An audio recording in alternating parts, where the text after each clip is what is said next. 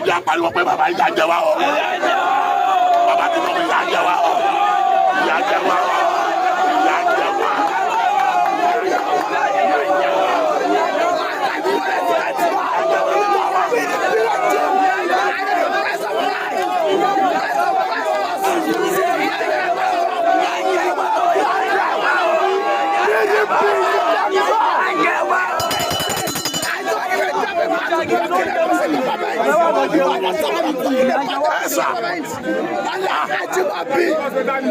The educational is it's not fair, sir. It's not fair. It's not fair. It's not fair. Àwọn èèyàn wá sórí òkè. Ó wá gbàdúrà. Ẹ máa gbọ́. Ọ̀pọ̀. Ó wá sórí òkè. Ọ̀pọ̀. Ó wá sórí òkè. Ó ra gáàsì I big pass my neighbor. Gáàsì kókóló. Ráìsì agolo kan. Ráìsì agolo kan. Ó gbé sórí tébù. Àtọ́mọ rẹ̀ ọ̀jẹ̀. Ọ̀pọ̀. Nígbà tó ń ṣe ráìsì. Ọmọ rẹ̀ fẹ́ tọ̀ bí kan ní. Ó fi ráìsì sílẹ̀ ní chọ́ọ̀chì ń bí báyìí ó lòun bọ̀ wọ́n tó padà dé wọ́n ti gbé ráìsì ó pọ̀ lọ Ọlọ́run ẹ wọ bàbá bẹ́ẹ̀ máa gbé wa ẹ wá gbé wa bẹ́ẹ̀ máa ti ẹ̀kọ́ wa ẹ sábà fún ẹ sáfẹ́ mọ́ ẹ fẹ́ lẹ́wọ̀n ló ń jẹ ẹ sáfẹ́ lẹ́wọ̀n ló ń jẹ ẹ sáfẹ́ lẹ́wọ̀n ló ń jẹ. Ade wa ń panu ẹ tí wọ́n sọ pé ẹ má bú jọba bàbá Tinubu ẹ sà àgbàdo yẹn gbogbo àwa tá a dìbò fún pátápátá àwọn pátì yìí gan regret sà I'm telling you the fact afẹ́ràn yín yẹ sà.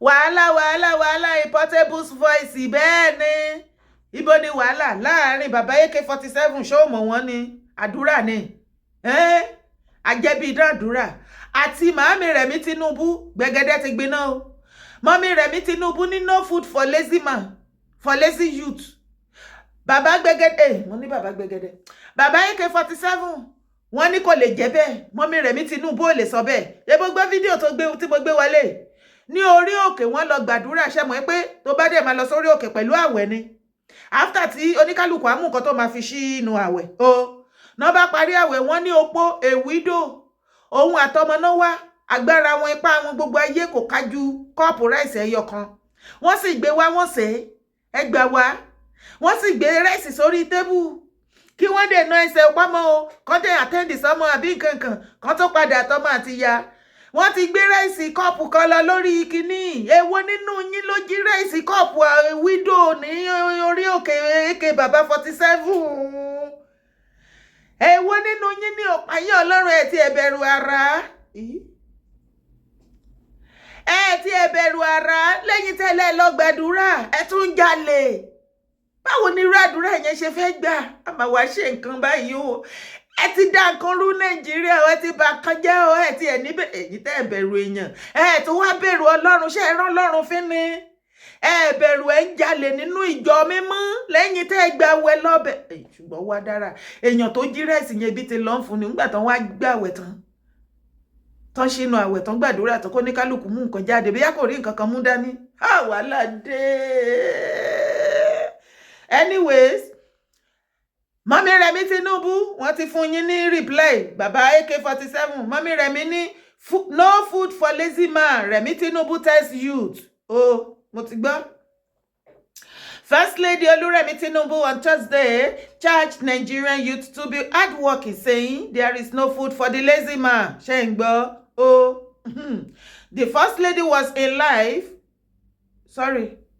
The First Lady was in Ife to inaugurate hostel and a 2.7-kilometer road donated to Obafemi Awolowo University, OAU Ile-Ife, by the Ooni of Ife and named after her.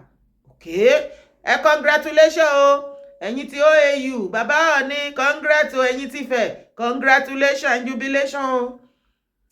In her remarks at the palace, Mrs. Tinubu said there is no food for the lazy man. Even God worked for 6 days and rested on the 7th day. Ṣẹ̀rí pa àwọn náà padà fi Bíbélì gbà kíní tá ń wí wàhálà ti wà. Màámi Remi Tinubu ní ká sọ fún gbogbo ẹ̀yin YouTube ìpè kí ni ẹ̀ láti yín bẹ̀lẹ̀ jẹ́ tí inú lè jọ ń lò. Ebi máa pa yín kú ni o, ebi ló pa mọ́nàmọ́ná kú ẹ̀yin YouTube. No food for the lazy one. Màmá Remi ó ní mò ń kà fún yín yẹn, èmi kọ́ mo sọ bẹ́ẹ̀, don't come for me. So àgẹ̀gẹ̀ ẹ̀yin Yorùbá YouTube tẹ́ ẹ lọ bẹ̀lẹ̀ nǹkan síbí kan tẹ́ ẹ ṣèṣì pé tí ìjọba bàbá Tinubu family tó bá máa gbẹ́nu lé bí towards the ending of 3 years àbí kó máa gbẹ́nu lé 4 years ìtàn fẹ́ máa bẹ̀rẹ̀ campaign next 2027 ìpè nǹkan máa ṣẹnu re irọ́ ni o, ẹ kàn dream ni, you wish ni o, you wish ni o, wish yẹn ò lè come to pass o, ebi máa pa yín kú ni o. Ohun tí mọ́mí Remi Tinubu sọ ni o, mò ń sọ fún yín sí ṣe wá gbọ́n continue. Wọ́n ní Nigeria is a land that is flowing with milk and honey. Ṣé gbọ́? But we need to sustain it for generations to come. Ṣé gbáyé? Ṣé ti gbọ́ báyìí? Mọ́mí Remi Tinubu ní gbogbo nǹkan tẹ́ ẹ gbójúlé tẹ́ ẹ fọkàn tẹ̀ yẹn gbogbo ilẹ̀ ní Nàìjíríà, ilẹ̀ Nàìjíríà kún fún wàrà àti oyin àti ọ̀pọ̀lọpọ̀ nǹkan àlùmọ́ọ́nì. Ṣùgbọ́n ẹ̀yin YouTube tẹ́ ẹ wá fẹ́ ṣiṣẹ́. Tẹ́ wá ń dúró pé nǹkan àlùmọ́ọ́nì yẹn ó máa pín kan oníkálukú wa, wọ́n ní ká ẹ lọ gbójú bẹ́ẹ̀ o. Màámi Tinubu àti Dádì Tinubu wọ́n ní àwọn sèfù gbogbo ìwàrà oyin àti kàlùmọ́ọ́nì ilẹ̀ Yorùbá Nàìjíríà lápapọ̀, kò ṣe Yorùbá nìkan, ṣùgbọ́n ẹ̀yin lẹ̀ ń rè ẹ̀yin lẹ̀ ń rúlu Nàìjíríà sè. Wọ́n láwọn fẹ́ kíìpù ẹ̀ fún àwọn YouTube tó ń bọ̀ lẹ́yìn ẹlẹ́yin. Ẹ̀yin wo owó wo kí YouTube ti yan ti minus yín nínú màtá tó wà lẹ́ ẹ ti gba share. Yes now ṣèbọn pé owó fún ẹ ṣó o gbowó ṣó bó tẹ̀ jẹ́ 500 naira ló kàn ẹ̀ ṣó o gbà ìbájọ́wọ́ senator minister owó Ṣèyí àbọ̀wọ́ Màámi Afọláṣadé Tinubu anybody nínú APC tó bá ṣàtìfẹ́ ìbúdẹ̀ jẹ́ kábíyèsí bó jẹ́ ìyálọ́jà ni o ṣáà ti gba share, ẹ ti gba share ti yín. Ẹ má lọ retí fún anything. Àwọn YouTube tán tí lóyún wọn tí ọkọ àti bàbá àti ìyá tó máa lóyún wọn gan wọn tí bí wọn débi tán máa bí àwọn òun ni Màámi Tinubu àti ọkọ wọn ni wọ́n ń kíìpù gbogbo nǹkan àlùmọ́ọ́nì ilẹ̀ Yorùbá fún o.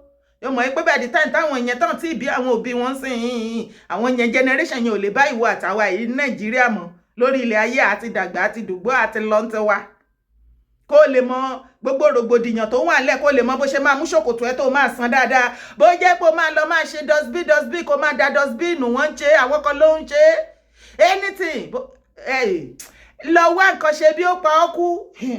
Mo ti sọ tèmi. Nigeria is a land that is flowing with milk and honey, but we need to sustain it for generations to come. God has richly blessed my family before getting to presidency, and we are contented with what we have. Nítorí ẹ̀nà ṣe fẹ́ bí pa everybody kú. Nígbà táwọn ti lówó, ṣé o mọ̀ pé wọ́n tẹnu mọ́ all the time. Ní ọjọ́ inauguration gangan tó ń gba ọwọ́ wọn sókè àtọkọ wọn pé the next present president of Nigeria ṣebíjọ́ yẹn náà ni mọ̀mọ́ Remi Tinubu iná náà sọ kó o lè wò ó kí ìwà àtẹ̀mí lè mọ̀ wípé wọ́n mọ̀ nǹkan tó ń wí wọ́n dẹ̀ jókòó lé lórí. Èmi gan á sọ fún ẹ owó má sọ fún yàn o, èmi kàn fẹ́ jí sọ fún ẹ ni o, má sọ fún yàn. Burúkú owó wà lọ́wọ́ Tinubu family. Ṣẹ̀kẹ̀rẹ̀ owó tó ṣó rántí bàbá Bíọ́lá létí ààrẹ káṣí máa wo ṣó rántí owó burúkú tó ní àgbàná bá wọnú owó wọn á jẹjẹjẹ asanra kú síbẹ̀ ni ó ti wà lọ́wọ́ àwọn Tinubu family o. Ó ní mọ̀mọ́ Remi Tinubu ti ń sọ bí pé burúkú owó wà lọ́wọ́ wọn, ṣẹ̀kẹ̀rẹ̀ owó àgbàná ò lè wọ bẹ̀. Ṣùgbọ́n nítorí àwọn àti family wọn ti ní burúkú owó bẹ́ẹ̀ wọ́n ti fẹ́ febi pa ìwọ àtẹ̀mí wọ́n ní kẹ́bi pa wá kú. Bóyá mọ̀mọ́ Tinubu rò pé bí yọ́n ṣe lówó ní gbogbo ọmọ Nàìjíríà lówó àmọ́ ẹ̀yin tẹ́ súnmọ́ mọ̀mọ́ Remi Tinubu ẹ lọ bá wa sọ fún wọn pé mẹ̀kúnnù ló pọ̀ jù Nàìjíríà o. Àtàpátá dìde àtàrọ̀fọ̀ dìde lápọ̀jù o, à ń bẹ lọ́run ni o. Tinubu's wife also urged Nigerians to exercise patience with Tinubu's administration and assured hope for a better future. Wàhálà yìí náà ni mi ò wà láìkì. Ẹni àrọ́jú ká àrọ́jú ká àrọ́mú ká àrọ́ gbogbo ẹ̀. Àrọ́jú títí gan, ajá gan ti rùkẹ́ gan. Ajá ti rùkẹ́ gan mọ̀mọ́ Tinubu ẹ bá wa sọ fún Dádì Tinubu.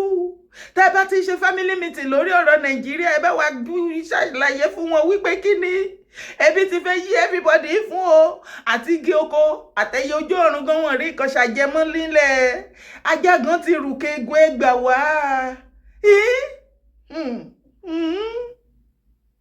Ọ̀pù wo ló wà lẹ́ǹsẹ̀ tẹ́ ń rí ni o future wo ṣebí tí present bá dáa ni ó máa determine future ṣé Nàìjíríà ní future ni tí ẹ̀yin àtọkọ yín sọ wípé future tí gbogbo yín tẹ́yin méjèèjì ń sọ kò yé èmi o ẹ̀yin tó bá yé ẹ bá mi fi síbi comment section. According to her, the current administration is committed to providing sustainable development for Nigeria.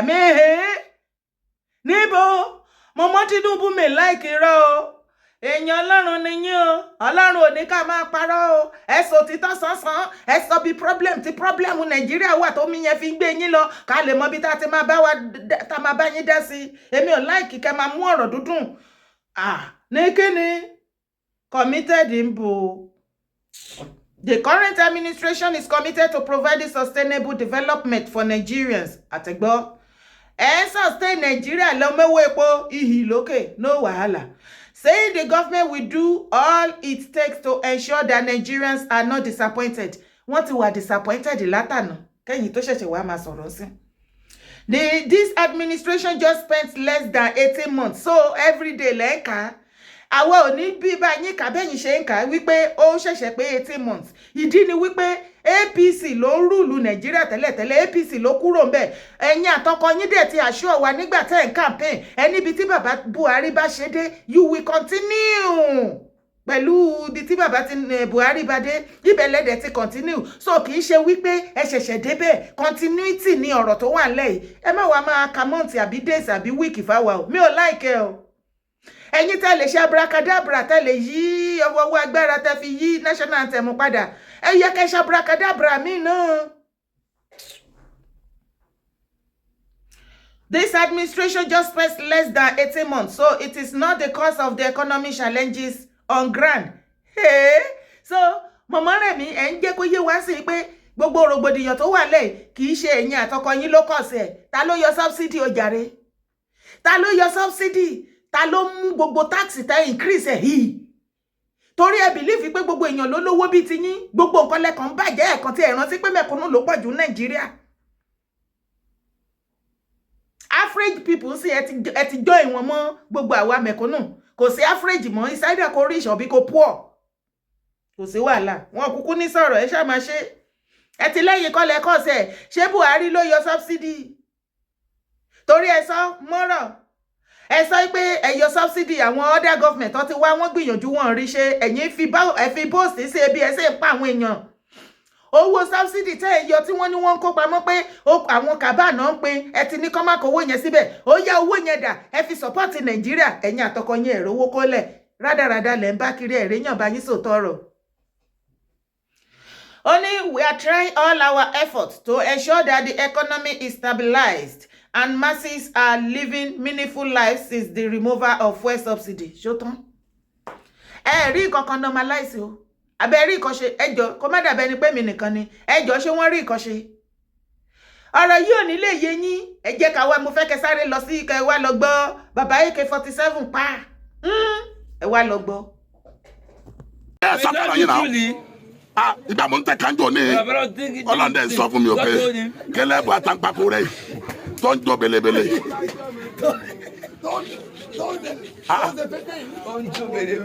Ẹ jọ ọ ẹmẹ ọsọwọ ọ̀rọ̀ ẹ wọ bí pásọ bá fẹ́ sọ̀rọ̀ tẹrù bá wọn ìyà ń jẹ wá. We are suffering, sir. Mr. Bat, we are suffering. Abẹ́ ẹ̀sìnkìlá wí ọ̀làgbàrà pọ̀. Ẹ wá sọ gbogbo wa di wèrè kalẹ̀. I turn over to lunatics. Ọ̀rọ̀ àti rẹpọ̀ rẹ̀ gbogbo àwọn tí ń gbé mọ́tò wá jọ́ọ̀tì máa gbé mọ́tò wá mọ́. Bọ́dé kí ló dé bọ́dé kí ló wọ́n ní dájú ọ̀rọ̀ epo rẹ̀. Àníkàlà ti ẹ̀rí nǹkan kan já jẹun. Amen. Amen. Bẹ́ẹ̀ sọ sọ́kọ̀ yìí. You didn't know what you said. Bí ọba díjà ẹjọ́ díjà. If it's fight, it will be Bí ọba fight. dẹ̀gbọ́n ẹjọ́ dọ́gùn. Then you become battle. Ìpájú ìtì kọ́ bóyá It is too much. ẹ wọ́ ẹ kúkú jẹ́ àgbẹ̀ fábàṣà. Don't give. Ẹ jẹ́ àgbẹ̀ fábàṣà náà. Àkọ́kọ́ àbáṣà gba àjùbá yìí lọ. lọ ti kú ni.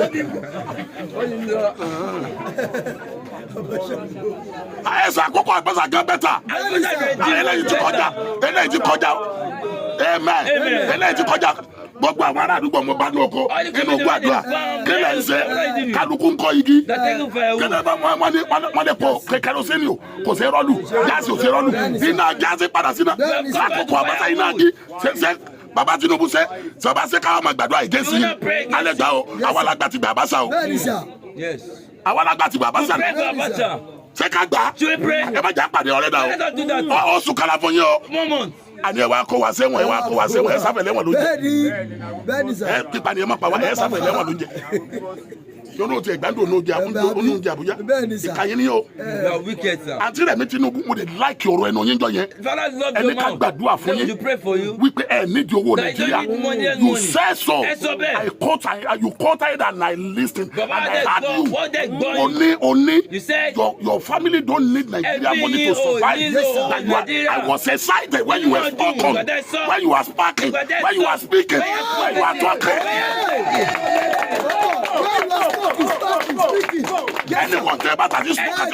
Everything is correct. Sister Remi, I was very excited. Lọ́jọ́ yẹn, l'Abuja. Yes, sir. Adé wa dákẹ́dákẹ́. Ọ̀rọ̀ kìíní kan. Bẹ́ẹ̀ bá bẹ gbẹ̀yàn wá gbẹ̀yàn. Àwọn èèyàn máa bí bàyà pọ̀. Bẹ́ẹ̀ dẹ̀ kọ́ ẹ sábà wọn lẹ ẹgbẹ́ mi. Ẹgbẹ́ mi. Kó sẹ́ni tí ó bẹ̀rẹ̀ mi ẹgbẹ́ mi. Àwọn áńgẹ́lì ni ó bẹ̀rẹ̀ mi.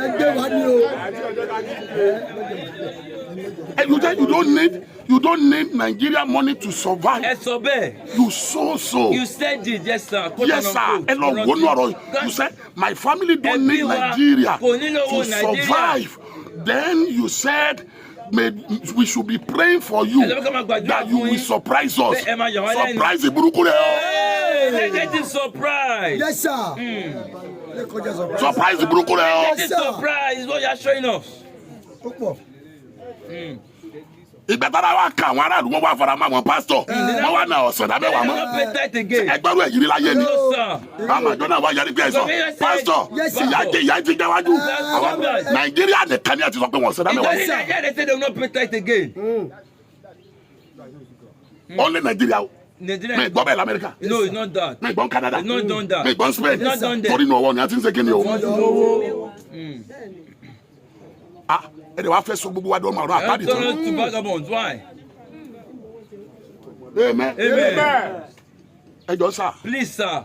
Kẹ́lẹ́ ti pọ̀ jù. Mr. Bat. Kó tó di December. Before December. Ṣé December ò tí pọ̀ jù? Nah, ó ti pọ̀ jù dájú. November. Eke wálé. Bàbá AK47 ẹ̀ lè pààyàn wọ́n tún sọ sórí pé ìjà tó ń ṣẹlẹ̀ láàrin màámi Remi Tinubu àti bàbá AK47 ọlọ́nìkan ni kó bá wa yanjú ẹ jọ̀ọ́ gbogbo ẹ̀yin kan ẹ dìde sí màtá yìí o torí bàbá AK47 ti láwọn ò ní fi Tinubu family lọ́rùn lẹ̀ tí wọ́n bá tún Nàìjíríà ṣe kébí yé pa wọ́n mọ́ wọ́n náà ti lé gbogbo mẹ́mbà lọ ní ṣọ́ọ̀ṣì ṣé mẹ́mbà tí ò lówó láfi wọ mọ́tò lọ sórí òkè èyí tán ti ń jí kọ́ọ̀pù ráìsì yìí sì gbogbo ẹ ti di gbòrògbòdìyàn ti lé mẹ́mbà dànù báyìí o. Bàbá AK47 dẹ̀ ti sọ wípé àdúrà táwọn gbà fún Abacha ọ̀nà padà fún ní Apple wọ́n ní tẹ́ bẹ́ẹ̀ ṣe ń ba lọ àfàmù káwọn má gba dìsẹ́mà àdúrà fún yín.